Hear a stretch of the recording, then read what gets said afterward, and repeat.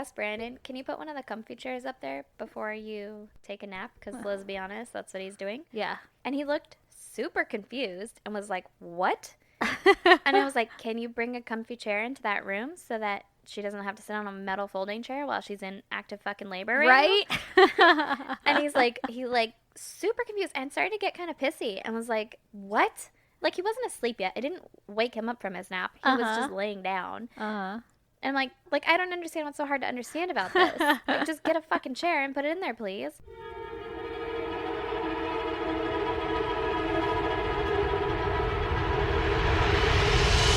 God damn! After a while, he's like, oh, a computer chair? And I was like, yeah, a comfy chair. Yeah, Like- whatever that means to you, something that Yeah. if you were a woman in labor. One of the more comfy You chairs could that we sit have in. that's not a metal folding chair. And he was like, I thought you wanted the recliner up there. I was like, I can't bring the recliner Oh up my there. God. What? In what fucking scenario would I ask you to bring a fucking... Yeah, bring the couch up, would ya? Oh, that's amazing. Well, I appreciate it. My baby's head appreciates it also. Yeah, it's nice. It's nice and cushioned. You guys, I'm basically laying down while we record. She's basically giving birth while we record. Yeah, actually, that's my goddamn. I guess we could just slide right into it. Yeah. Well, the baby's going to slide right out, so... Heyo! Is I'm like 98% sure I'm in active labor right now. And I have been for like 2 days now. Yep. And it sucks.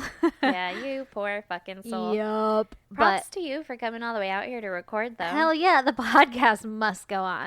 I Plus, was like, we're for sure gonna take away our backlog. reserve. Yeah, reserve of episodes. I thought we were going to have to use it today because I have been pretty miserable, but it comes and goes. Like, it's always the middle of the fucking night. I'm like, for sure, go time, put the bags in the car. It's about time to go to the hospital. But the hospital won't take me unless, one, my water has broken, or two, contractions are like 5 minutes apart and they're like real fucking contractions where you have to stop to concentrate. Yeah. Those are the only two scenarios they take you Yeah. for labor. Which is I mean, terrifying. I know. Obviously, if you're dying, they'll take you. But they'll take me in and then be like, you have to go because you got to go labor at home.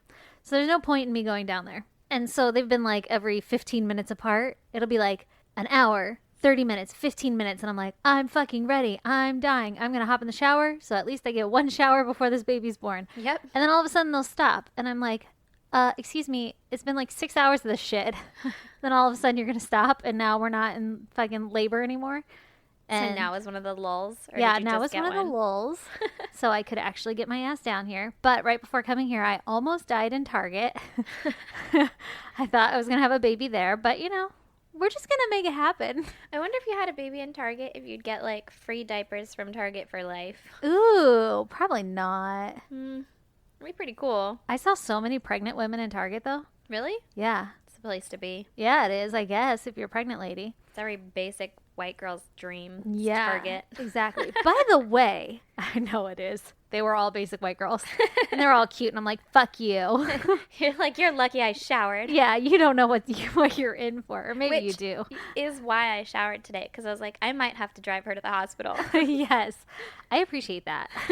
So I actually showered this time. I don't know why I was so concerned about coming over here because I was like, what if I go into labor though?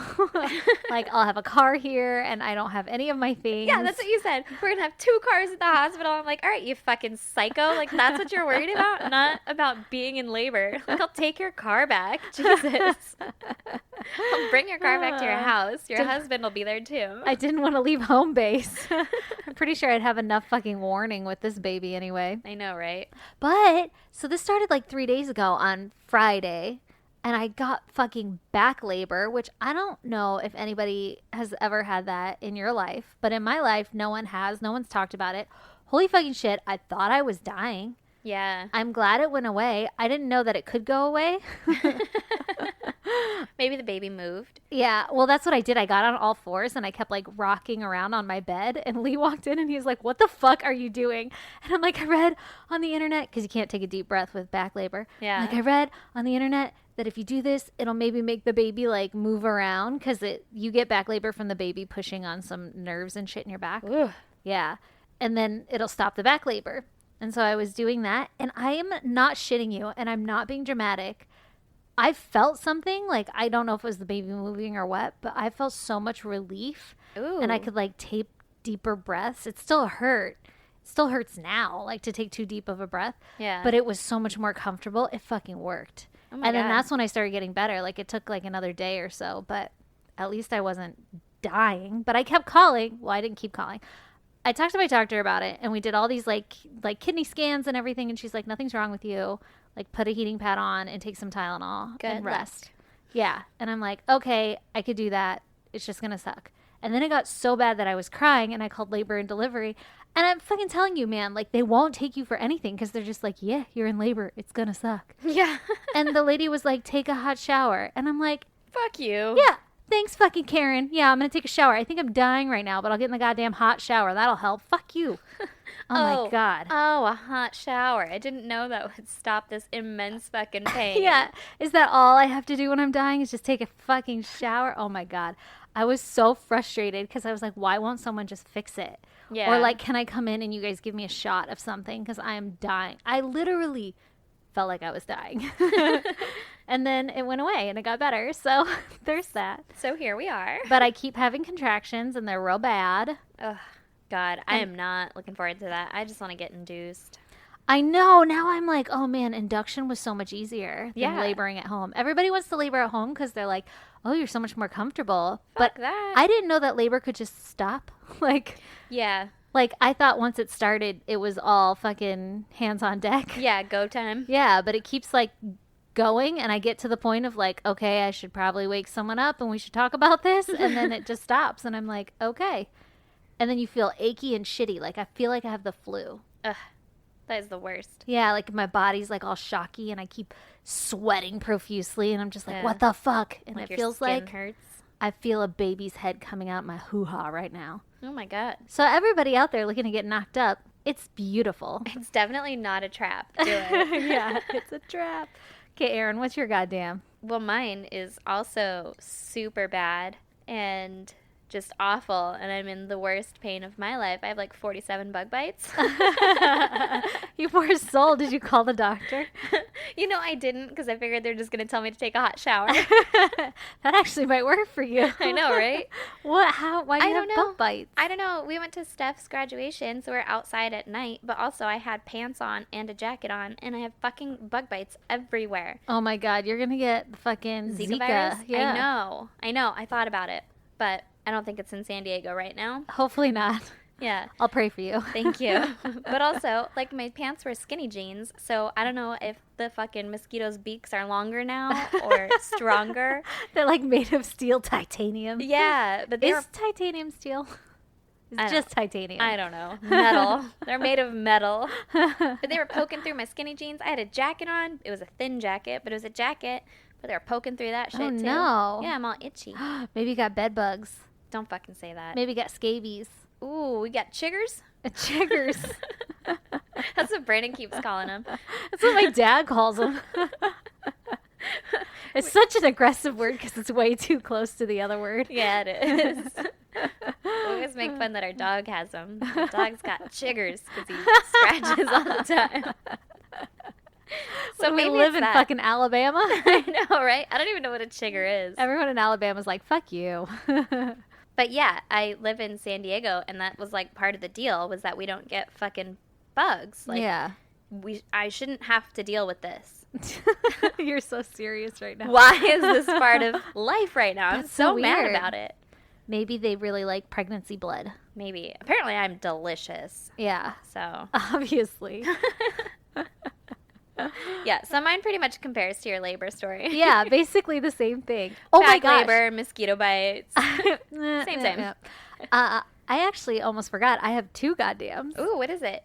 I'm not even shitting you. This has been the craziest maternity leave of my life. I've been off for 2 weeks and it's been insane every fucking day. But my kid got sick Oh. and he got a rash all over his body and he had a fever for Oh, like yeah. 4 fucking days. Does he have And the fucking measles? Yeah, I was like, for sure he has the measles. So we eventually took him into urgent care because even though I vaccinate him, other fucking people don't. Yep. That's So- my worst fear. I'm I like, know. oh, you motherfuckers. I know. Well, to be honest, I didn't even think of measles until we were in the urgent care and the lady asked, like, is he vaccinated for measles? And my heart dropped, or my stomach, whatever organ is supposed to drop in that Your scenario. spleen just fell to the floor.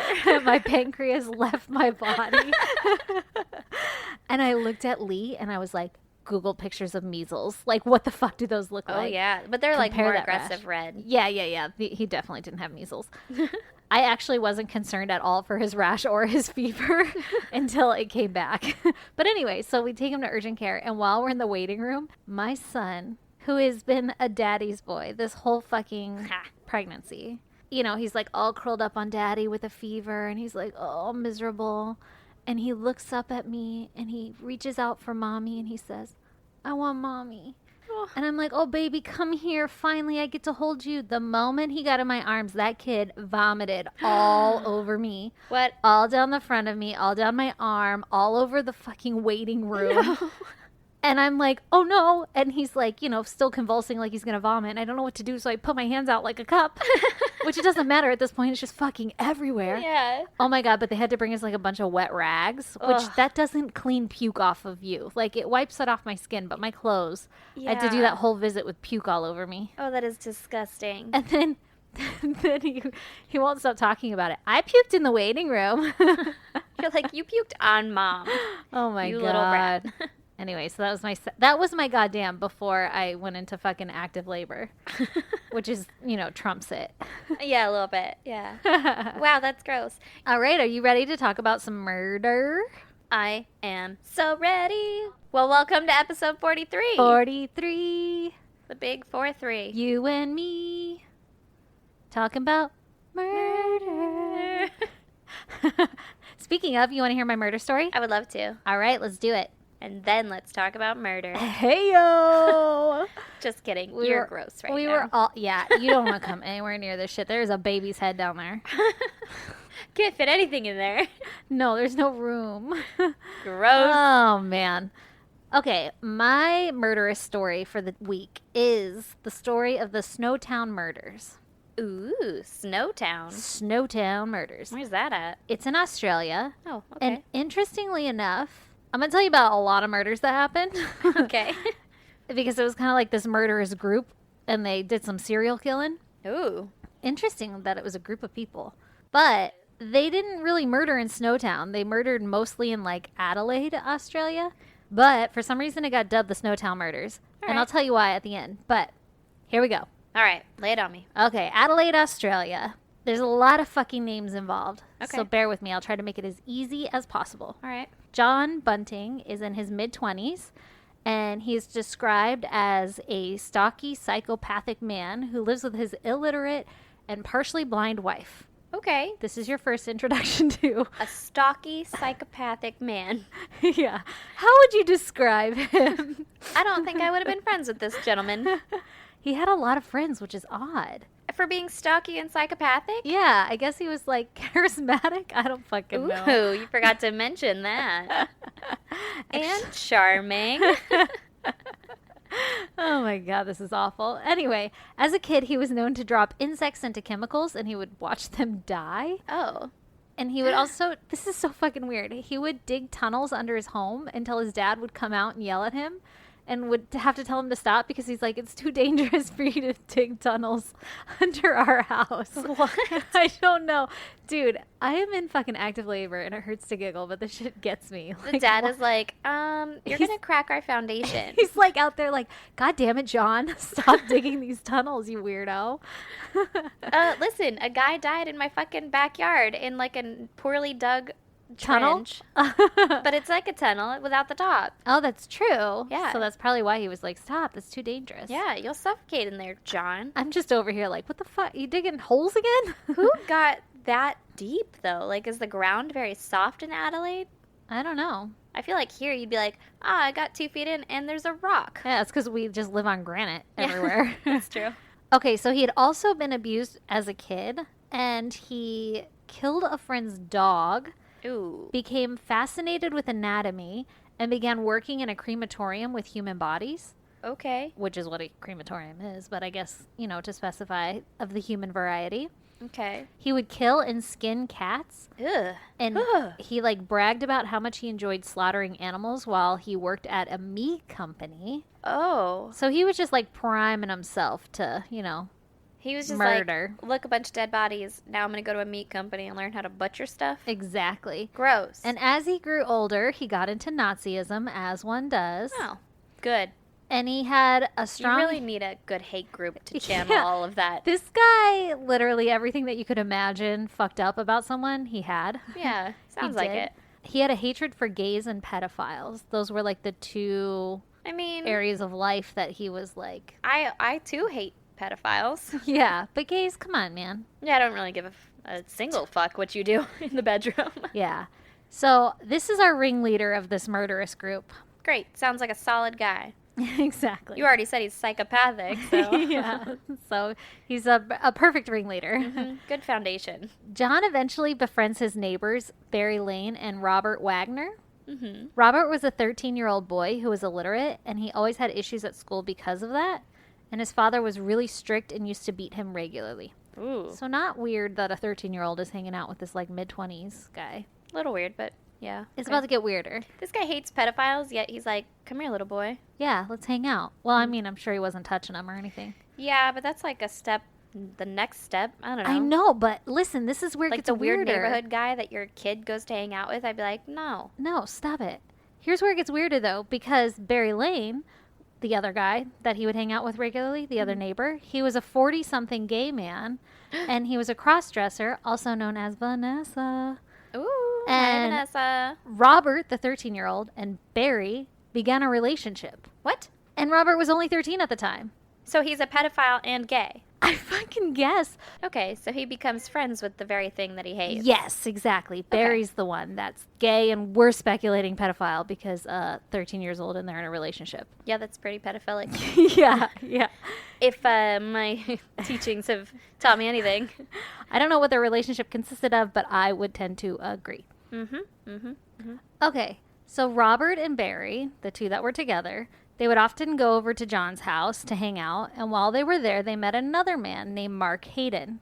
Okay. So these 4 people are kind of the murderous group here. These are the main names. Okay. All of these men would hang out regularly, and they began to notice that John had an obsession with cruelty and vengeance, Oof.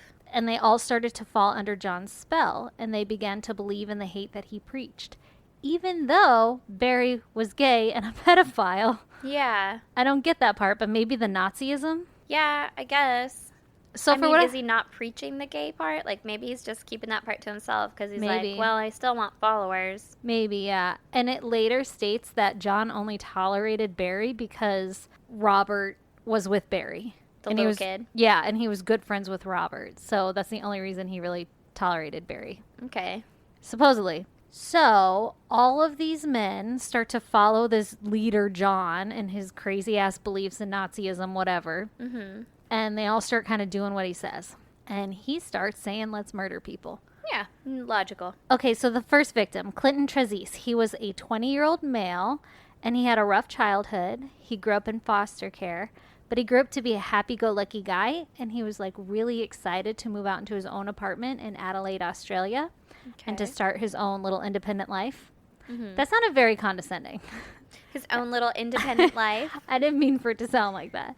To start his own, you know, he like had a Yeah. rough childhood. He's like, hey, I'm going to switch this around and go start life. Yeah, he's doing it on his own now. He's excited about it. So he gets an apartment and he becomes friends with some of his neighbors who were Barry and Robert. Uh-oh. Yep.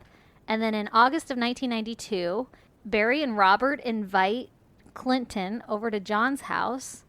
And while he's sitting in the living room, he's attacked from behind by a blow to the skull with a blunt object. He falls to the floor, and his attacker, who was John, he continues to administer blows to his head until the back of his skull was fractured. And due to the force of the blows, the front of his skull, which was like against the floor, it was fractured also because Oh he was my hitting him so God. hard in the back of the head that it like the pressure of his head being slammed on the floor broke the front of his skull also. Ugh, Jesus, right? that's awful. I They just crushed his head. exactly. And John doesn't even know him. And John's like, Fuck this guy. yeah, come here. So obviously Clinton dies from this. And I guess John felt that Clinton was a child molester and that he needed to die, but there was absolutely no evidence to suggest this. Yeah, you know who else is a child molester? Maybe that Barry Lane guy? Yeah. Yeah. Maybe. So, Barry and Robert, along with John, they pick up Clinton's body, now that he's dead, and they throw him into their truck, and they drive him north to some random farm, and they dig a shallow grave and bury him. All right. Clinton's sister starts to notice that he's gone missing after a few weeks, and she files a missing persons case. Good. But Clinton's brother doesn't think that he went missing. He's just like, oh, he just ran away. So there's kind of like mixed, Yeah. feelings in the... So they're not like pressuring police to go find No, him they're or just anything. like, where the hell is he? He must have ran away. Yeah. For some reason, when his sister had filed that missing persons report, the report was never actually filed by the Oh. police. And it wasn't until 3 years later that his mother went and filed a missing persons report for real. And it actually got filed. 3 years? 3 fucking years. What the hell? Yeah, I don't know. Maybe because she just assumed it was filed, already. Yeah. And then goes in to be like, hey, any update? And they're like, Yeah. on what? Yeah, 3 years later. Any update? Right? Oh my gosh. Hey, they said I was going to get a call on Wednesday, but that was 2.5 years ago. Can I please speak to your supervisor? I realize that they don't work here anymore. Oh my gosh. That's insane. Right? So, August 16th, 1994, 2 farmers discover the skeletal remains on their land. Ooh. And this is 2 years after Clinton's murder, but the missing Oh. persons report hasn't been filed yet. Yeah. So, it takes another 5 years before the police identify the remains as Clinton's. Oh my gosh. By the time Clinton's remains are found, John's little group of outcast people have grown, like a lot more. They've done a lot of murdering, which I'm about to tell you about, Uh-huh. and they've added some crew members. Great. So there's a woman that joins the crew, and her name is Elizabeth Harvey, and she moves in with John and brought her 2 sons with her. And now her 2 sons, they were sexually abused by their birth father, and the older brother, in turn, had sexually abused the younger brother. Uh-oh. So they were kind of like a fucked up little family. Yeah. And the younger brother's name is James Velasquez. Okay. And he's going to be another important key player in this like murderous group. Okay. The younger brother? How old is the younger brother? I think he's like late teens. I think he's 16 when he moves in together, but when shit gets real, he's like early 20s or late teens. Okay. So he's younger. He's impressionable. Yeah. So James starts to gravitate towards John, who was so against pedophilia and all this stuff. Yeah. Because he was abused. Yeah, exactly. Okay, so enter victim number 2. 26-year-old Ray Davies.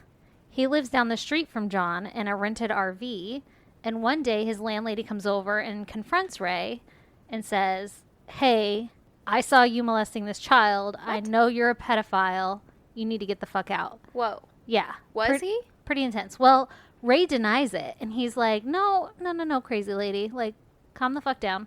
Yeah. But the landlady reports him to the police and also tells her neighbor, who happens to be John Bunting, Uh-oh. yep, about Ray and how he's allegedly a pedophile. Once John gets wind of this, he starts to recruit the help from Robert, the 13-year-old, and they go to Ray's place and they overpower him. They tie him up and throw him in the back of a car, and they take him to the middle of nowhere, aka in Australia, this is called the bushland.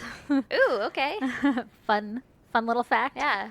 They beat him up, and then they take him back to John's house, where they continue to torture him. Oh, this isn't a good idea. No. Why take him all the way out to the middle of nowhere to beat him up and then bring him back to your home? I have no idea. They probably didn't really have a plan, and they were just like, ha, got him. They attack him with clubs, and they beat his genitals, Ooh. and then they even crush one of his toes with a pair of pliers just to make him Ow. suffer. Owie. What the fuck? How do people think of this weird shit? Okay, so Elizabeth Harvey, the lady with the 2 sons that joins the group, Mhm. she witnesses the torture and was convinced that Ray was a pedophile. Like, everybody convinced her that he was. Yeah. And so John took advantage of this and encouraged her to help torture Ray. And she picked up some sort of like ceramic tool and started stabbing him in the legs over and over again. Oh my god. So she also took part in some of this. Yeah. Eventually, Ray was strangled with some jumper cables, and his body was then buried in John's backyard. Okay. How about don't bury your fucking victims in your own yard? Yeah, it's not smart. No. But also, this guy is Doesn't sound like the smartest fucking sharpest tool in the shed. No. Brightest crayon in the box. Which is crazy because he gets away with so many fucking murders. Yeah. Well, he doesn't get away with it. I mean, yeah. Yeah. But you know. Now. Yeah. Seeing as we know his name and stuff. Yeah, and all the details. Yeah. Here's the saddest part, though. No one notices that Ray is missing. Because he was, Aw. like, living alone in an RV and... Kind of a nomad guy. Yeah, exactly. That is sad. That is really sad. Okay, third victim. Suzanne Allen. She was 47 years old. A lady. A lady, you say. So she comes along and becomes obsessed with John. Great. Even though John is still married to his wife, you know, the, like, illiterate deaf lady that I Oh. mentioned at the beginning. That Yeah. Forgot about her. yeah, she never really takes part in any of this that I could tell. Does she live there? She must, but she's never really mentioned. Oh, for the record, the wife's name is Veronica. Okay. Other than that, they didn't really mention her. But John was already having an affair with Elizabeth, the Yeah, lady with the obviously. 2 sons. Yeah, you're like, no, I already figured that shit out. Yeah, I thought that That's they why were she moved together. I in. forgot about the wife. Yeah, exactly. But he also started a relationship with Suzanne. Okay. So Suzanne becomes obsessed with him. And Elizabeth doesn't like this. I have no fucking clue what they don't talk about what Elizabeth or the wife Veronica thought. They don't talk about feelings. Yeah, no, not in this story.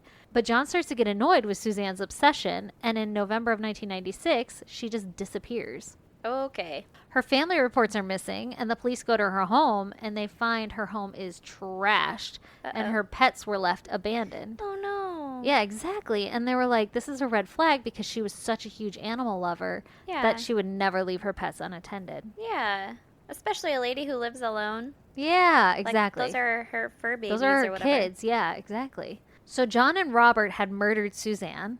They dismembered her body and placed her body parts into trash bags, and they buried her in the backyard of John's home Okay, so he's next just to Ray. getting Yeah. a little fucking graveyard here. Exactly. That's exactly what he's doing. All right. The police You know don't. what I've never wanted? A graveyard in my backyard. Me either. Especially one that I've created my own. Yeah. Okay, so yeah, the police find no evidence of foul play in Suzanne's home or anything, and so they just label Suzanne as a missing person. You said it was trashed. Yeah, but they didn't find like. Like blood or anything. Yeah, I guess. I guess. Maybe it they sounds were like- maybe there was a struggle. I know. Unless she lived like that. Maybe they were just like, oh, she's a hoarder or something. I don't know. Yeah. But they didn't find any evidence of foul play, so they're like, she's just missing. Okay. Later, once John and Robert get caught, they end up claiming that they found Suzanne dead in a bed from a heart attack. Mhm. And the only reason that they dismembered her and hid her body was so that they could steal her identity and collect her Social Security payments. The fuck? Okay. You for sure killed her. Also illegal. First of all, yeah. Second of all, that doesn't make you a fucking hero. Like, you still are a shit person. No, she was already dead. Trust me, it was a heart attack. I'm a doctor. Yeah. Oh, How do you know what the she's fuck she died clutching at from? her chest. Yeah, right? Oh my gosh. In 1996, John, Elizabeth Harvey, and her 2 sons, they move out of the house in Adelaide, and they move into another home together in Murray Bridge, which is about 60 miles from the murder house. Mm-hmm. John keeps in close contact with Robert and continues to plan their like little murderous attacks. It's mainly John and Robert running the whole ring of things, and then Barry and Mark and the rest of the clan kind of jump in as needed. Okay. John keeps a chart that he calls the Wall of Rock Spiders in his house. Okay. And rock spider is supposedly a slang term in Australia for gays. I don't know why or how. I've never heard that The before. wall of rock spiders? Yeah, so he had a wall in his house and he would put pictures of people who he thought were gays. Is And Barry on there? Is his best buddy Robert on there? exactly, right? And he had like all this fucking string attaching them and he would like Was this like Charlie in the mailroom? exactly, and he was like picking out like who he was going to fucking attack next. Oh my god. It was literally like our dream for like tracking down a serial killer, Yeah. but for just gay people. It was essentially a list of potential victims of acquaintances to the group who he had for some reason or another decided that they were either child molesters or gay people or whatever, and they Okay. needed to die. So for fun, what he would do was he'd pick a name out at random and he would call them and yell at them and accuse them of being child molesters. Sounds like a good time. And yeah, like I don't know what you're getting out of this. The guy was like off his fucking rocker. Yeah. What's interesting is that Barry Lane, he was an accomplice that helped him dispose of the first victim, Clinton. Yeah. And he was also on the list. He was on the wall? Yeah, he was on the wall. So you called it. You were like, is Robert on the wall? Is Barry on the wall? Yeah. Did So he know he was on the wall? Well, I don't think so because this is a different house, right? 60 miles away. Yeah. So he's not a neighbor anymore. Yeah, he can't just waltz in and see that shit. What? Okay, so enter our fourth victim. Okay. July 1997. Michael Gardner, who was 19. He was an openly gay man, and he grew up with a troubled childhood as well, as everyone else in this fucking story. Yeah. His stepdad had disowned him for being openly gay, and he was placed in foster care as a child because he was molested by a family member. And so now he's all grown up. He moves into a rented home close to Robert Wagner's house in Adelaide, so the same block as like the murder house, right? Okay. Because Robert was neighbors with John, who now has moved out. Yeah. So Michael was close friends with his landlady, Mm-hmm. and his landlady's cousin starts having an affair with Robert, even though Robert is dating Barry. Uh-oh. Right? But Michael and Robert become acquainted because of this little relationship connection. Tryst. Yes. One day, Michael was over playing with his landlord's cousin's son. They were playing, and they were chasing each other around the house, and Michael caught the child and accidentally placed his hand over the child's mouth. And Robert and the cousin saw this, and they got offended and viewed this as a sign that Michael was a child molester. Oh, yeah. And so Is that not a sign for you? The fuck? Right? So this landed Michael on the list of people who needed to die. Oh, great. Poor fucking guy. I know. Oh my God, he was just playing with a kid. Yeah. And And- Robert's just sitting there like, You gonna die. no, that was it. Strike one. Yeah. 1 through 3. Well, plus he was openly gay, so. And yeah. they didn't like that. So is Robert. I know, I don't get that. I don't get it at all. So when Michael's landlord goes on vacation, Robert and John meet up and they abduct Michael and they attack him. Great. Great. They take him to a shed in the back of John's new house in Murray Bridge. So they like come and get him, drive 60 miles, take him to the back of the shed, and they tie him up and torture him and eventually strangle him. Oh my God. They later cut up Michael's body and throw his body parts into a barrel, which they fill with acid and leave in John's shed to decompose. Ugh. They're getting creative. That's nasty. That's so crazy. I don't like it. I don't either. Also, so now he doesn't just have a graveyard, he has a fucking murder shed. Yep, he's got a murder shed. Great. In the Moving new up home. in the world. He's like, I gotta change up this place a little bit, make it my own. You know what would look nice? A murder shed in that corner. A barrel with a body in it. And that's what he did. That's gross. That's awful. It what is a terrible. Fucking piece It of is really shit. terrible. Oh, this guy is a total piece of shit. So then they ransack Michael's house and they try to steal his identity and his bank cards and shit. Yeah. They take some of his belongings, but they weren't able to find any of his bank cards. Yeah. They take some of his landlord's things also to make it look like Michael had just like robbed the place and took off. Ooh. So she wouldn't question where he went. Yeah. And his landlord comes home and she's pissed, like her stuff is missing. Yeah. And she eventually finds Michael's wallet hidden under his bed. Uh-oh. And she had mentioned this to one of John's friends, James, Elizabeth's youngest son. Yeah. She mentions that she found Michael's wallet and that she had his social security cards and bank cards, so he couldn't have gone far. Yeah. And then all of a sudden, she starts getting these weird phone calls from someone claiming to be Michael's friend, saying that he needed his wallet back and that she could find it under the bed, which is where she found it. She confided in James, I found it there. And the lady was like, that's a cool fucking story. He's not going to get his shit back until he gives me my stuff back. Yeah. Like, she doesn't know that these are weird phone calls. It's Yeah, from obviously. John. They're calling and saying, oh, we need his shit. Yeah. You know, he needs that. But the And calls... she's like, fuck off. He took my stuff. Yeah, He can if- return my stuff. 'Cause Exactly. she thinks it's Michael's friend. Exactly. Okay. So the calls start to get more threatening, and James eventually convinces her to somehow give over the wallet to his quote-unquote friends. Huh. Exactly. And she starts to get more concerned for Michael's whereabouts because all of this seems a little suspicious. Yeah. But eventually the alarm bells start to fade, and she just assumes he ran away. Oh my god. So this poor lady, they were like best friends. That's insane. Isn't that crazy? Ugh. Meanwhile, Barry, a.k.a. the cross-dresser guy that also goes Vanessa. by Vanessa, Mhm. and Robert Wagner, they break up. So they're Uh-oh. no longer a couple. So now Barry's free game. Exactly. Like I Awful. said, John was only tolerating Barry because him and Robert were together. Yeah. So enter our fifth victim, Barry. Ugh, no. I mean, also, he took part in murder. That's true. That's so true. And Not to say that he deserves to die. He deserves to go to prison for a long time and be judged by the fucking courts and people. I agree. So Barry meets a new lover, Thomas Trevelyan, Okay. who is 19. So Well, I think he just likes him young. at least he's up a little bit. Yeah, that's true. At least he's of consent. Yeah, he's over 18. Yeah. He's an adult. Yeah. And he begins to tell Thomas of the murders and the attacks that have taken place. So he starts Uh-oh. confiding in him. Yeah. So John and Robert start to worry, like, okay, Barry's becoming a loose end, right? Yeah. We're going to have to go off him. So they recruit Thomas Trevelyan, Barry's new fucking boyfriend, and they go to Barry's house. They subdue him and torture him. And while they're torturing him, they force him to make a phone call to his mom. What? They tell him to tell his mom that he's moving and that she's not going to see him for a while. And once the call is done, the three men continue to torture Barry. Oh. They use pliers to crush his toes, just like they did with Ray, Ugh. and his toenails. Ugh.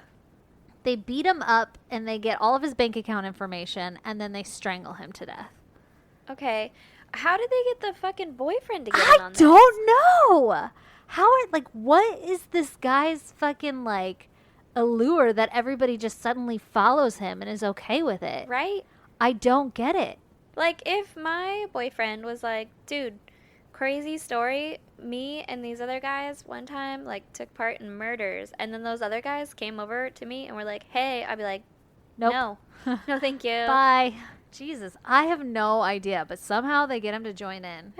I mean, he's 19. He's probably impressionable. I know, maybe it was kind of like forced. Yeah. I don't know. Ugh.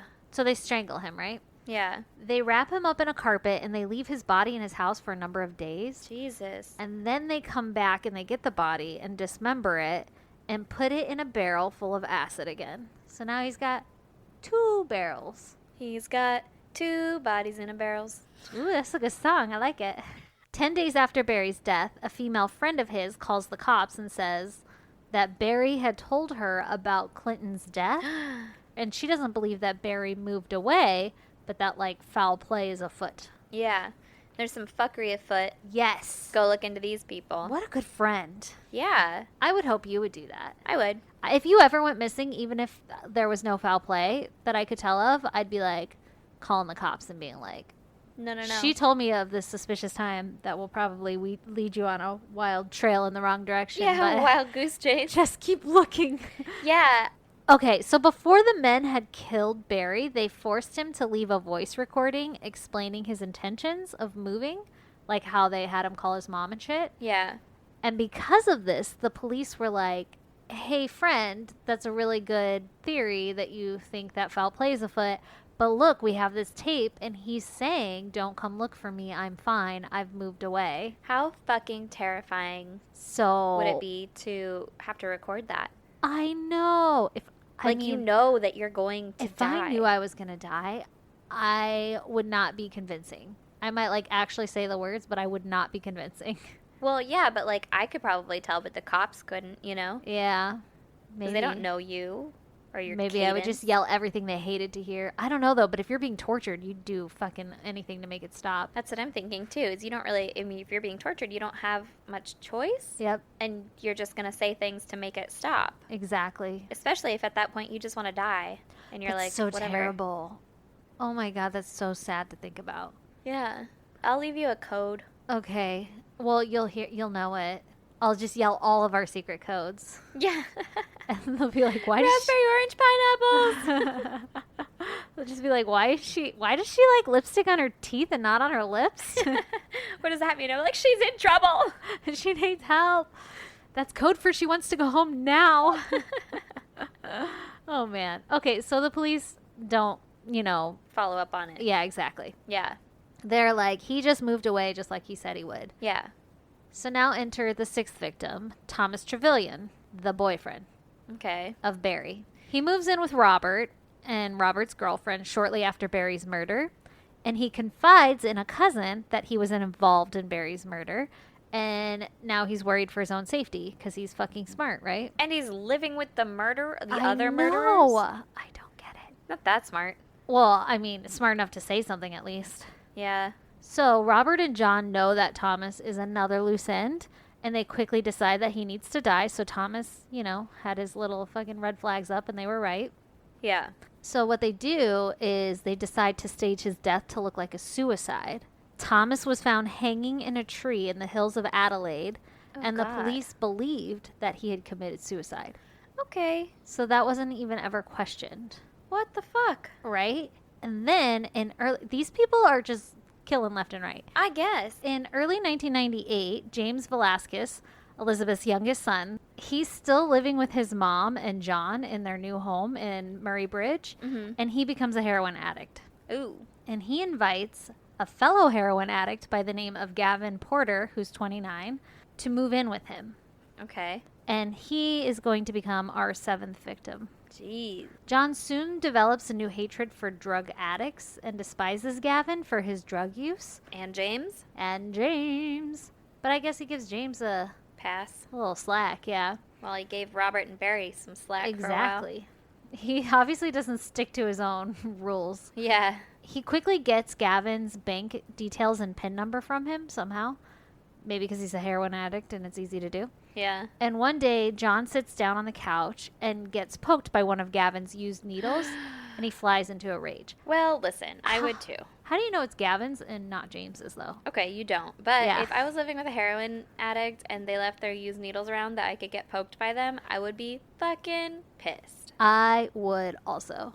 I'd fly into a rage also. I would too. I probably wouldn't kill him, but I'd be like, I was you gonna need say, to get I it. wouldn't fuck do what's about to happen next. Yeah, yeah. No, But- there's no excuse for murder, but But while Gavin was sleeping in the back of a car, okay. so I'm assuming he had passed out from, drug use, Uh-huh. Robert and John attack, and per their usual, they strangle him, and they cut him up and put him in a barrel of acid and store his remains in the shed in the back of John's house. Okay. So, 3 yeah. bodies in the shed. When James returns home, John takes him to the shed to show him the remains of his friends, along with the barrel with Barry Lane and Michael Gardner in it. Mm-hmm. And James gets super sick, but he's so scared because he doesn't want to end up in a barrel also that he agrees to go along with John's plan of stealing Gavin's identity. Yeah. He just saw 3 bodies, Yep. one of which was his buddy. Yeah. 2 of the other ones are probably severely decomposed at this point. And also one of them was like a fellow, person who helped partake in some of these killings. yeah. So he's got to be thinking no one's safe. Yeah. Ooh. That'll scare you. Yeah.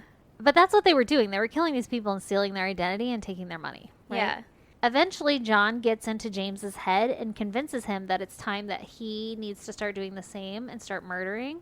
Because this whole time, James hasn't done any actual murdering. Yeah. He's just kind of known. Well, I guess now he knows about it. Now he's seen the bodies and stuff. But Now he knows for sure. he's yeah. known, though, because he's the one that told, Oh, yeah, the landlady. yeah. Give us your Like- shit. Yep. oh, she found the wallet. Yep, And, exactly. he wouldn't have told John that had he not Exactly. known. Yeah, that's a really good point. So John's like, yo, James, you got to start doing some murdering. And I think you should murder your older brother, Troy Yude. So enter our 8th victim. Oh, my God.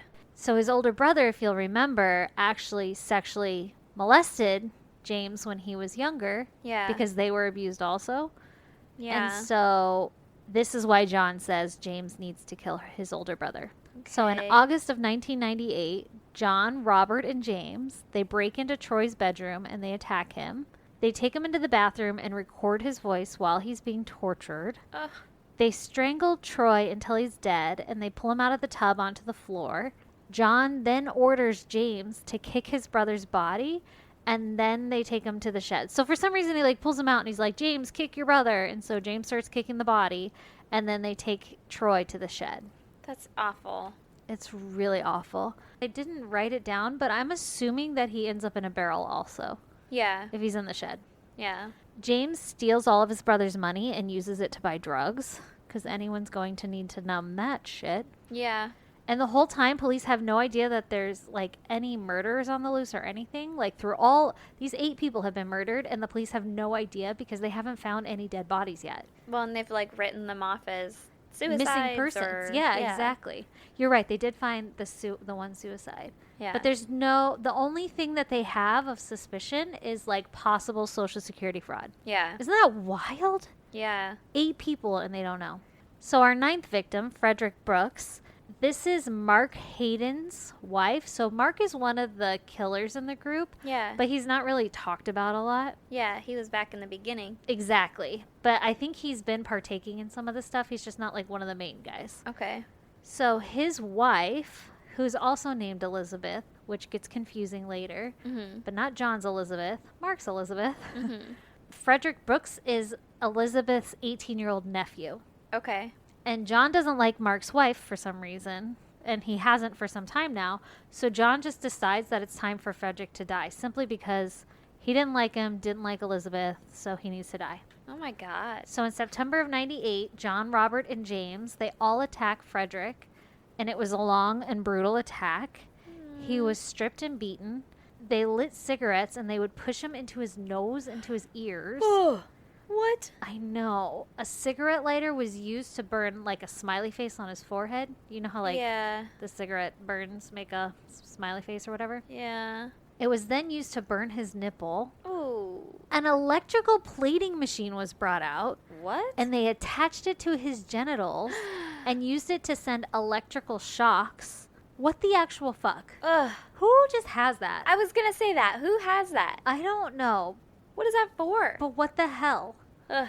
And then John opens a pack of sparklers, like the 4th of July sparklers. Oh no. And I'm just going to apologize to all of our male listeners right now.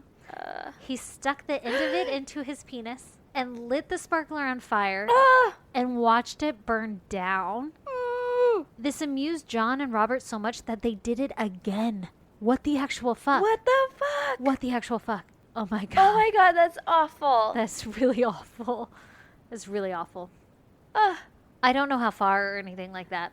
I don't want to I think don't think about we it. need to know. I don't want to think about it. I don't think we need to know. The final thing that they did was they used a syringe to inject water into his testicles. Oh. Like they were just experimenting shit at this point. Well, he's a Nazi. Oh, Oh, good full circle. observation. Frederick eventually passes away. His body was taken to Mark Hayden's house along with the other barrels with the bodies in it, Yeah. and they were taken there for storage instead Ooh. of storing at John's shed. Did Mark's Elizabeth know about this? I don't know. I have no idea. Ugh. But what the actual hell is going on? Yeah. Also, I'd be like, no, thank you. I don't want those bodies. Yeah. Okay, so our 10th victim. In October 1998, Gary O'Dwyer was spotted hobbling across the road as James and John were sitting in their car. And Gary had been in a bad car accident that left him disabled Ooh. and with a pension to survive on. Uh-oh. John starts talking with Gary and gets Gary to invite them back to his house, to Gary's house. Mm-hmm. So they're all sitting around and they're having drinks, and Robert and John attack Gary, and they beat him up and start torturing him, including the electrical plating machine, which they had to bring that shit with them. Yeah, was that just in their car? What the fuck? Yeah, I don't get it. Again, they get all of his bank information and they record his voice making statements to throw off the families and the police, and they eventually strangle him and cut him up and put him into a barrel full of acid. Oh my God. I know. These are going to kind of, I mean, they go quicker now because it's all the same story, unfortunately. Yeah. The 11th victim, on November 1998, Elizabeth Hayden, Uh-oh. Mark Hayden's wife. She's the next to be murdered simply because John was annoyed with her. Well, That's all it takes, I guess. and Mark was like, okay. This is so frustrating. When Mark and her kids weren't home, John and Robert went to her house where they claimed that she had made sexual advances towards the men. Yeah. Yeah. I And bet. John, yeah, I'm sure. And John felt that this meant that she was dirty and needed to die.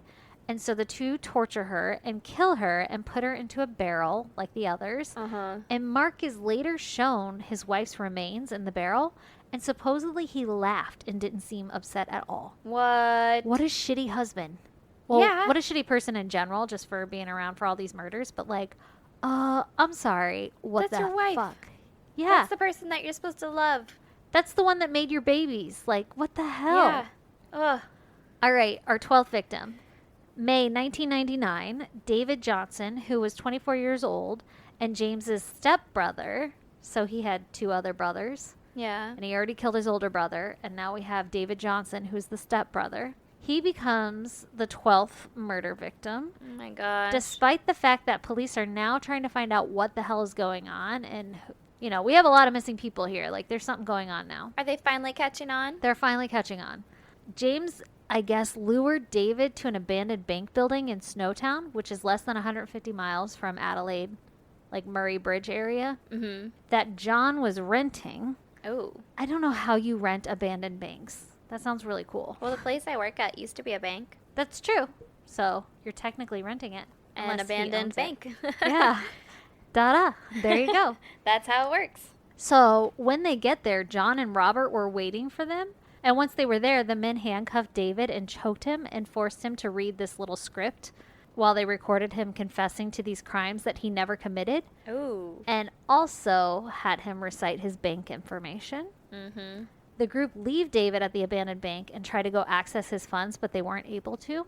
Can I just say that I don't know my bank information? I don't either. Like, I know my PIN, but if you're like, what's your routing number? I'd be like, fuck. I don't know. I don't even have my checkbook with me. You're going to have to kill me. I don't have that information. But maybe they were just stealing his cards and his PIN number, Yeah. and that was his bank information. But also, it was like late 90s. So they probably had checks and stuff. Well, you used them more. I used Yeah. to use them more even in like Actually, 2005. I think Brandon knows, well, at least our old bank account. I think he knows Yeah, the exactly. routing number to that. I used to have to know all that to like call in to see what my funds were. Balances, Yeah, yeah. before it was like online banking. Yeah. Yeah. So I think it was pretty common to know that. Okay, so they can't access his funds, right? Yeah. They return, and when they do, they find David is dead. So I'm guessing they had him like hogtied or something, and he died of strangulation or maybe from being beat up or torture or something. I don't know. Yeah. But he was Somehow dead. he died from his wounds. Yeah.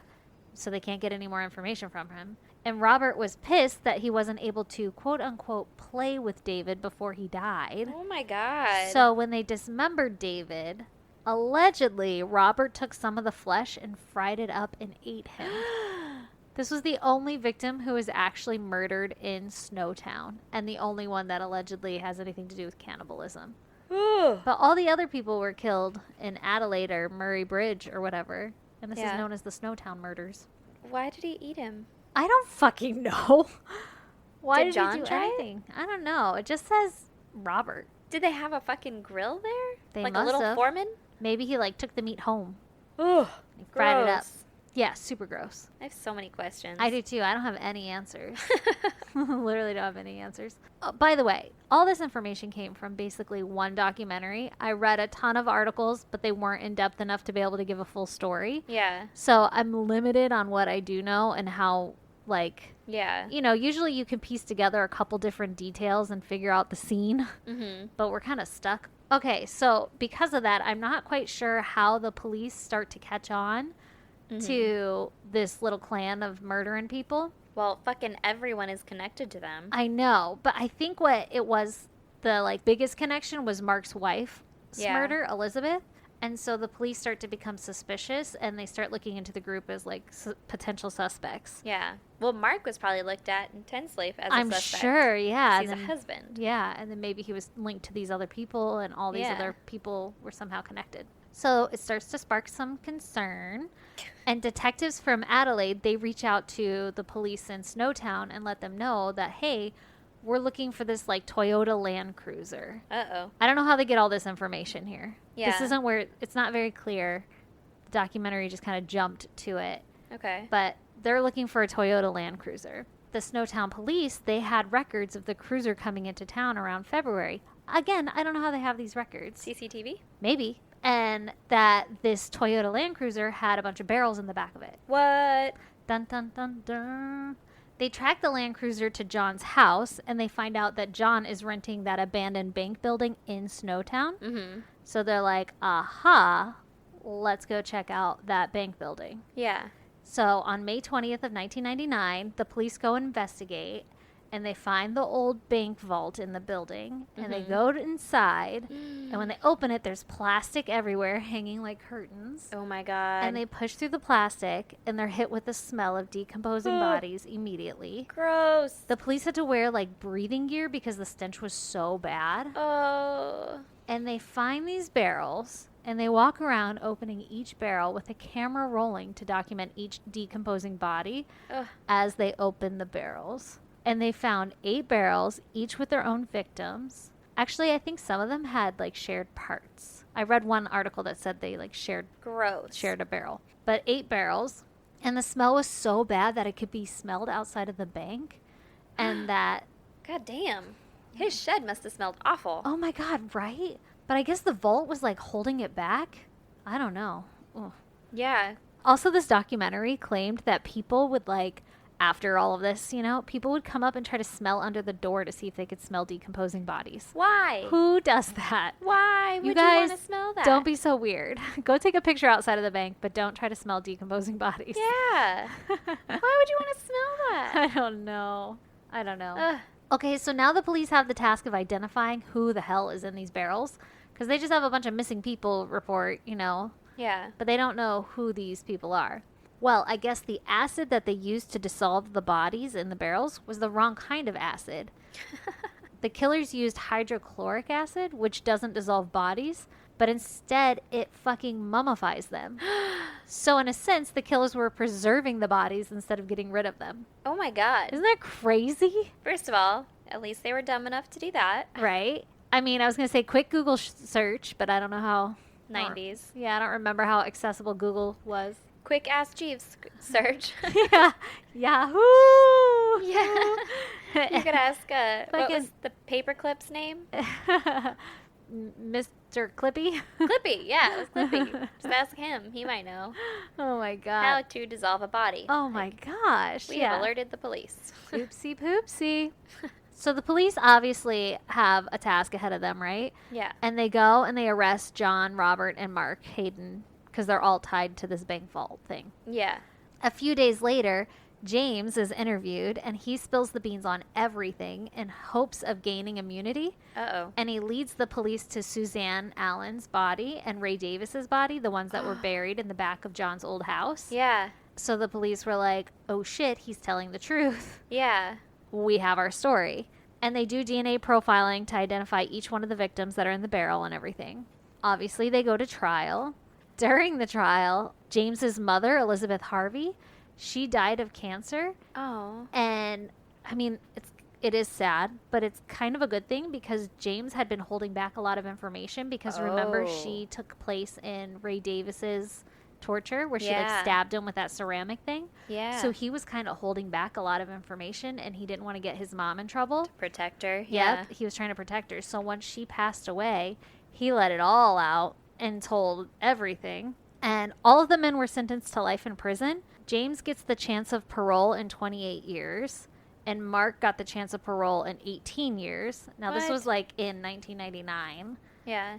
I don't know where these men are now. I'm sure they're still in prison. Nothing ever said they got out. Yeah. All of the trial details were obviously really gruesome and gory, and it was learned that many of the victims were forced to call their killers different titles such as God, Master, Lord Sir, and Chief Inspector, like while they were being tortured. What?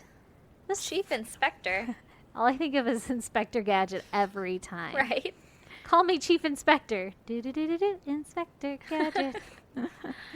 Oh, that's really fucking weird. It is super weird. Supposedly, John insisted on playing the album called Throwing Copper by the band live while murdering because it put his mind at peace. Okay. Like, what the fuck? All right. That's weird. It's super weird. But basically, essentially, that's the whole story. I'm pretty sure they're all still in prison. That was like And his gym jams, but it that was yeah. it was his murder There's jams. murder jams. But anyway, so I got most of this information from a documentary called Crime Investigation Australia. So if anybody is interested, you can go check that out. Jeez. But- God damn. Yeah, that's kind of it. I just wanted to tell you the story because it was a bunch of fucking bodies and barrels. And then my favorite part was that they accidentally preserved them. Yeah. So sorry there was a shit ton of names in that story. That's okay. I think I followed along pretty good. That's good. I'm glad. Yeah. And if nobody else did, fucking Google it. It's a doozy.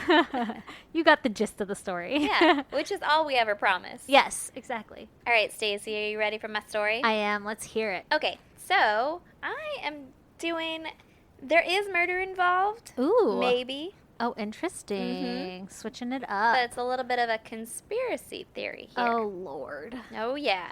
Get ready for it. This one is about Karen Silkwood. Okay. She was born February 19th, 1946 in Longview, Texas. And in 1965, she married a guy named William Meadows. Okay. And he was an oil pipeline worker. Naturally, you're in Texas. Exactly. They had 3 kids. One was 5, one was 3, and one was 18 months old. Okay. And William ended up spending them into bankruptcy and was Ooh. having an affair. Oh, that's not good. Yeah. He doesn't sound like a keeper. And she was like, hey, man, Can you not? can you not do that, right? Uh-huh. And he refused to end the affair. So she was like, deuces, Yeah. I'm out of here. Smart. Good for her. Yeah. Get it, girl. She literally told her oldest daughter that she was going out to buy cigarettes Oh, my God. and then didn't come back. Oh, she didn't take her kids? No. Oh, man. Yeah, so I mean, like, kind of good for her, but also, like, what the fuck, man? And she literally went for a pack of cigarettes and never came back. Yeah, yeah. God damn it. That's what I threaten every time I leave the house. Yeah. Bye, gonna go buy bourbon and cigarettes.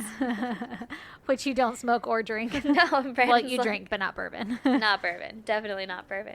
Brandon's like, aren't you going to work?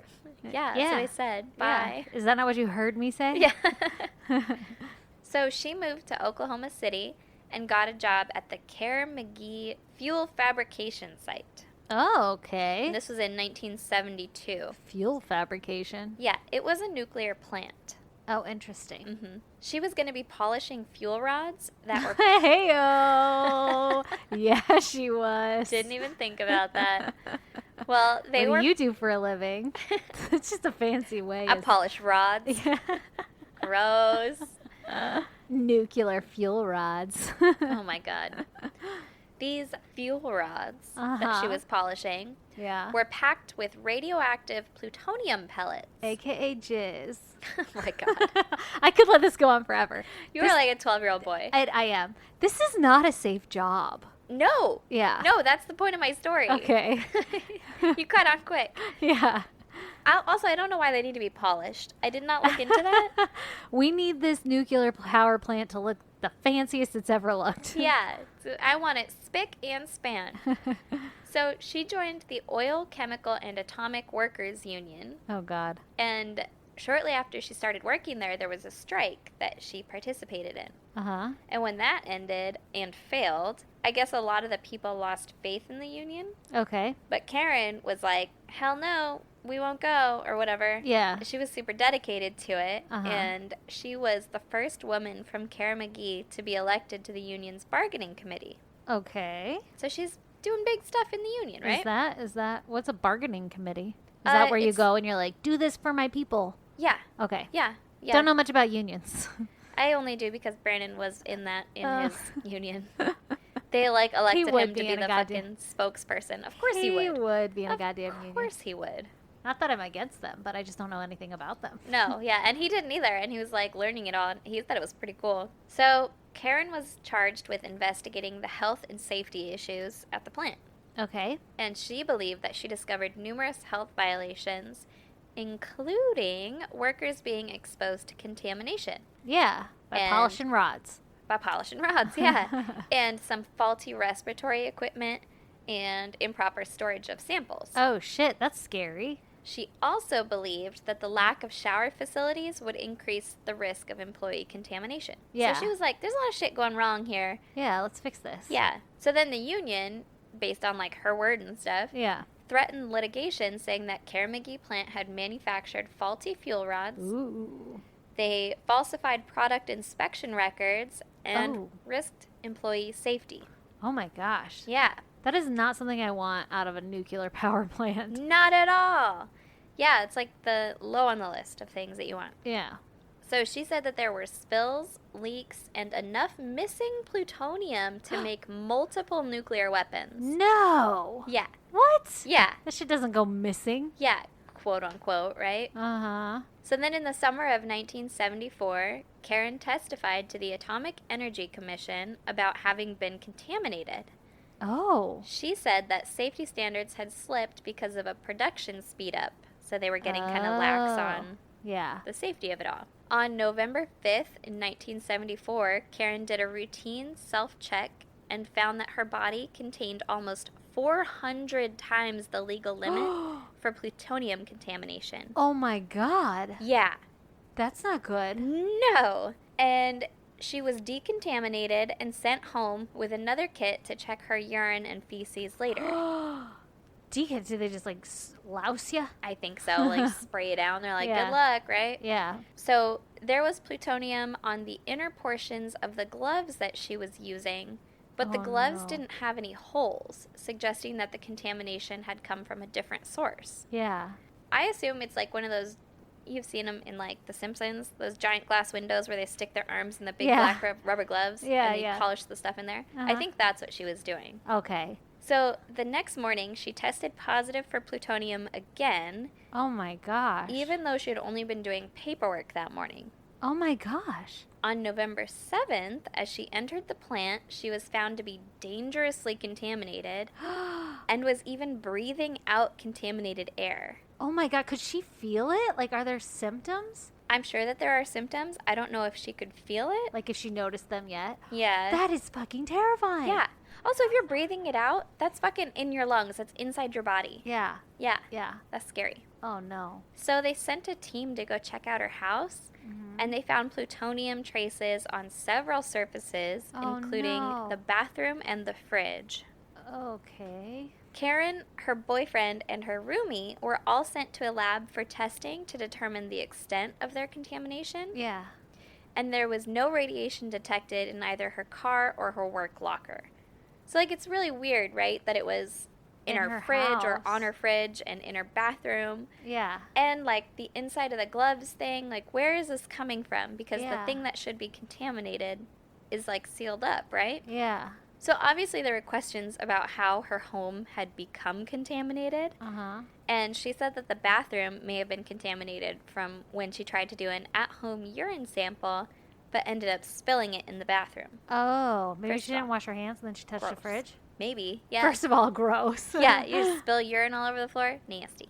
And the samples that she had taken at home from that time Mhm. had tested with extremely high levels of plutonium. Oh, Jesus. So now at the lab, her samples were showing a much lower amount, but Huh. that could explain the bathroom, at least. Yeah. She believed that she had been contaminated at work, possibly deliberately, as a Oh, result no. of her whistleblowing. Oh, shit. But how? I don't know. Like, they just rub it on you? I guess, right? Like how do you in not passing? contaminate yourself when you do that? Wear gloves? Is I don't it know. literally, like, only something you could touch? I feel like it'd be in the air, like, radiation. I don't think it's in the air. It's just, like, if you touch it. Yeah, I think so. I imagine those like glowing green rods, like in Simpsons. Yeah. And she's just polishing them all day. Yeah. So the plant that she worked for believed that she had been contaminating herself at home What? in order to fuck with the company. Why would you do that? I don't Like, know. at those dangerous levels. Yeah, right? Why would you do that at all? Well, I But, mean, like, maybe she didn't know that it was like at that dangerous of a level. Because this is back when they were fucking having people polish plutonium fuel rods. yeah. Like, I don't think that they actually knew that how bad it could be at oh that my point. gosh. Like, yeah, they had the union and OSHA or whatever at that point. I don't know if Yeah. they actually had OSHA, but yeah. like they had some safety standards, but it Oh doesn't my really seem like they God. had that many or that they were very strict about it. Yeah. So apparently, security at the plant was so bad that workers could easily steal plutonium pellets. That's so bad. Yeah, but also the type of plutonium that was found on her body came from a production area that she apparently hadn't been in contact with in 4 months, Oh. and the finished pellets had been stored in the vault of the facility. That's interesting that they can, like, track what kind of plutonium Right? Yeah. radiation I don't know, she was like getting. what batch it was. Yeah. Yeah. But also, then how did she? Get it if How that's would, where it was. Yeah. How would she have gotten that if it was in the vault? Like she didn't have access to that vault. But if somebody was, like, poisoning her with it, I wonder how they were doing it. Like, how was she getting exposed to it? Yeah. And then does it I mean, they could get, have put it like inside the gloves that she was working on, and if she doesn't look, then puts her hands right in there? yeah, put your hands in there, and then it's there. But how do you know somebody else's gloves won't? Somebody else isn't going to touch those gloves or Yeah, something. yeah. Yeah, I don't know. And we'll never know. So, Oh, that's fucking lovely. yeah. So then Karen had gathered a bunch of documents for her claims and was going to go to the public with the evidence. Uh-huh. And she contacted David Burnham, who was a New York Times journalist. Okay. On November 13th, 1974, Karen went to a union meeting at the Hub Cafe, and another attendee later testified that she had a binder with her and a packet of documents with all of her, like, fucking findings and shit, right? She left the meeting and got into her car to go to Oklahoma City, which was 30 miles away, to meet with David and another man who was an official of her union's national office. Okay. So she was like, let's fucking do this, Yeah, right? we're going forward. Yeah. They waited for a few hours for her to show up before they contacted the police. Uh-oh. She never showed. Later that night, Karen's car was found to have run off the road and crashed into a culvert, Uh-oh. which I didn't know what that was. It's a giant, like, pipe that lets water flow under a road or something. Oh, I was thinking like a ditch, or like, you know how we have the flood ditches around here? Yeah. That's what I was thinking. Big metal pipe, essentially. Oh, no. So her body was found inside her car, and she was pronounced dead at the scene, Oh. and they ruled it an accident. Okay. One of the troopers at the scene remembered finding marijuana and Quaaludes in the car. Quaaludes? Yeah, but there were no documents. Oh. Bum, bum, bum, bum. Why wouldn't she be taking her documents to that meeting? Well, and she had them when she got into her car. Yeah. After leaving this other meeting. Yeah. To then go fucking whistle blow. Yeah. Yeah. Mm-hmm. So Quaaludes are a sedative, in case you didn't know. Mm-hmm. And marijuana, in case you're unaware, In case you can don't know. also make a person sleepy. Uh-huh. So police are saying that she fell asleep in her car, and that's how she crashed. Okay. Was it in her system? Yes. Toxicology said that she had twice the recommended dosage of Quaaludes in her system. I don't know why that was funny. That was a recommended dosage of Quaaludes. Well, also her dad later came out and said, like, she was super nervous about this meeting and, like, excited about it. She's not going to be sleepy. Like, it's like Yeah. going to fucking Disneyland in the morning. You can't sleep the night before. Like, Yeah. she Amped wouldn't have up. been fucking sleepy on this, right? Yeah.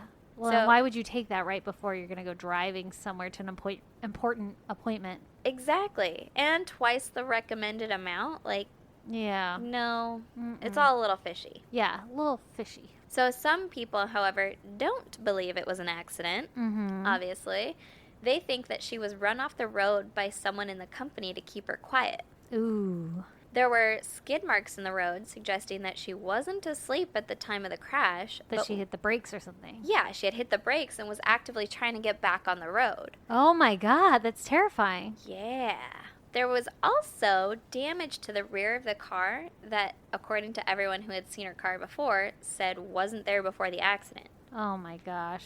And then there was a microscopic examination of the back of her car done as well. Uh-huh. And they said that there were paint chips that could have only come from a rear impact with another vehicle.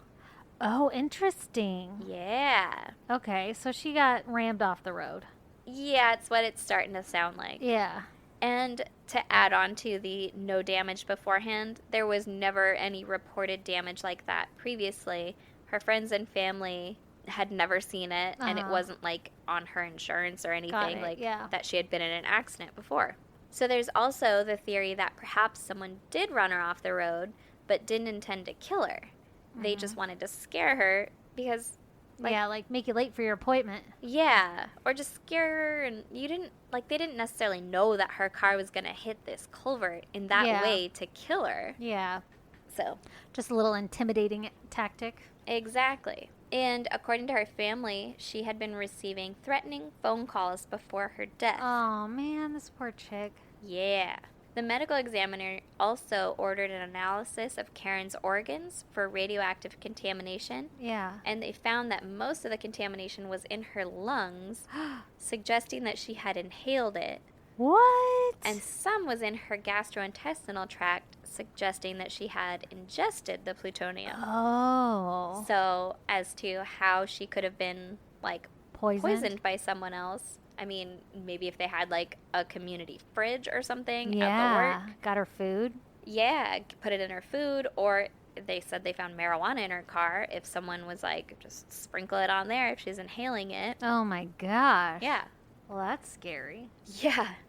And police actually got suspicious at this point and decided to investigate the plant and found that 44 to 66 pounds of plutonium had been, What? quote, misplaced. What? Yeah. Kerr-McGee closed its nuclear fuel plants in 1975. Good. They're not very good at it. Yeah, obviously. And Karen has been considered a kind of martyr for unionists, whistleblowers, and people opposed to nuclear power. Wow. That's crazy. Isn't it? What would be her side effects of, like, Plutonium poisoning? yeah. I'm not sure. I remember seeing a documentary back in the day of, like, the ladies that worked in, I don't remember where it was. Clock painting? Yeah, I Yeah. think it was that. And they would, like, paint their nails with it because it was glow in the dark And they would stuff. paint their teeth with it because they thought it was funny. Yeah, yeah. And Yeah. that shit's radioactive. Yeah. Was that plutonium, though? I don't know. Yeah. I want to say it was like uranium or some I know shit. that sounds more right, Yeah, I don't remember either, but some sort of radioactive shit that glows in the dark. Yeah. So then Karen's dad and kids filed a lawsuit against Kerr-McGee for negligence on behalf of Karen's estate. Uh-huh. And the trial was in 1979, lasting for 10 months. Oh, wow. The jury came back and found Kerr-McGee responsible for the contamination at the time of Karen's death. Wow. And they were ordered to pay $505,000 in damages. That's and, it? And $10 million in punitive damages. Oh, okay. I was like, God damn, she just got like fucking poison from that shit. Right? And during an appeal, they lowered the amount to $5,000, the What? amount that Karen would have lost in property at her rental home, What? Yeah. Why? because that's, And her property. yeah, like the amount, if she was sick during this amount of time, which was however long or whatever, however many months, or Mhm. however many months that she was contaminated, Yeah. then they'll pay that rent, I guess. Oh, okay, rent. I was like, lost in property. She didn't have any damages to her home. Yeah, I considered it as rent anyway. Yeah, I think you're right. In 1984, the Supreme Court then restored the original verdict, but Kerr-McGee Oh, settled good. out of court for $1.38 million, but they still admitted no liability. Wow. Yeah. That's So- crazy. I mean, that's pretty much all we know. We don't Oh really my know what gosh. happened to her. But a little bit of a side note is that her kids were even split on their opinions of the whole matter. Really? Yeah, her son said, "I'm proud of mom. Whether she did it to become the kind of legend that she became is not really important." Like, he's proud of her for being a whistleblower, essentially. Yeah. And her daughter said, "My belief is that she did what she did because she was a troublemaker.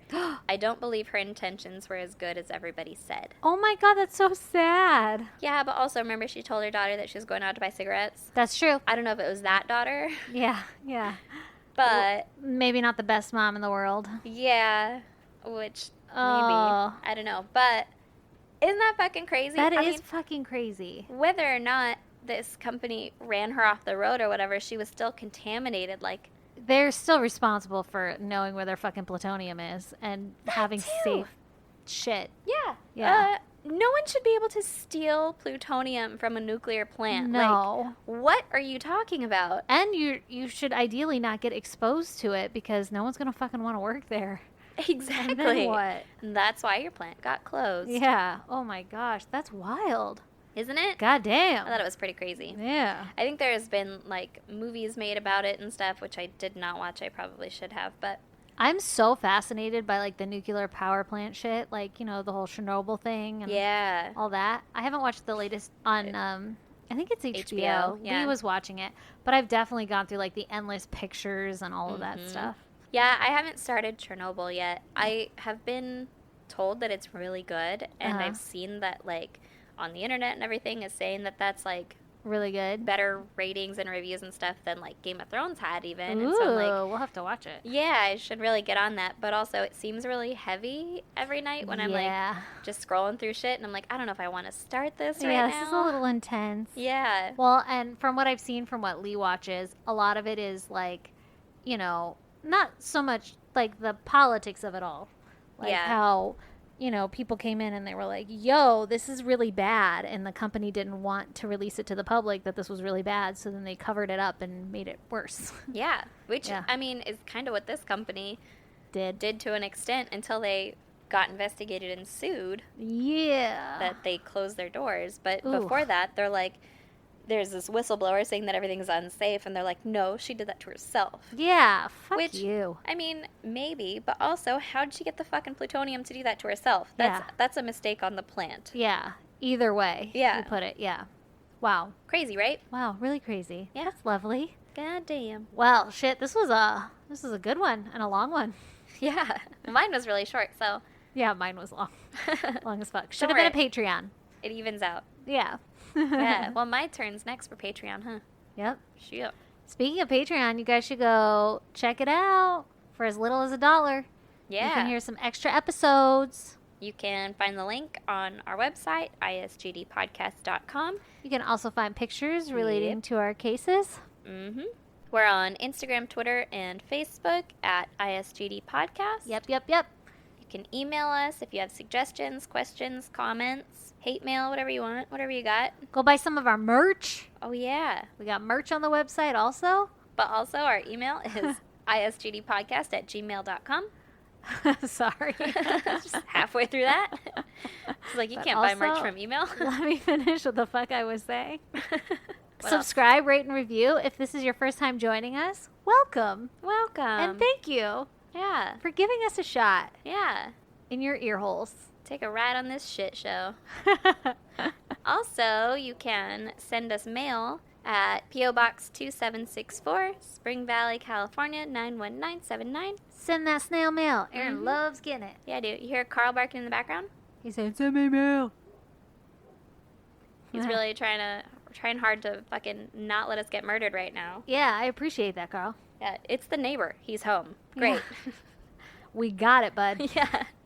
All right. We love you. So much. Thanks for everything.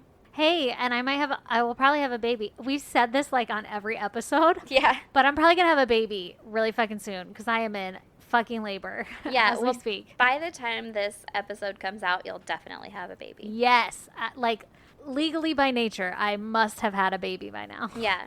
Yeah. Oh, it's gonna be so cute. Yeah, I'll put pictures up on social media when it happens. Yeah. Well, shortly after. Yeah, probably not when it happens. Yeah, I'm gonna need a little time. Yeah, it's coming out. It's happening. I feel like we should do like Facebook Live while Oh my god. I'm in labor. Right? We'll be like Q&A. Yeah. What does it feel like?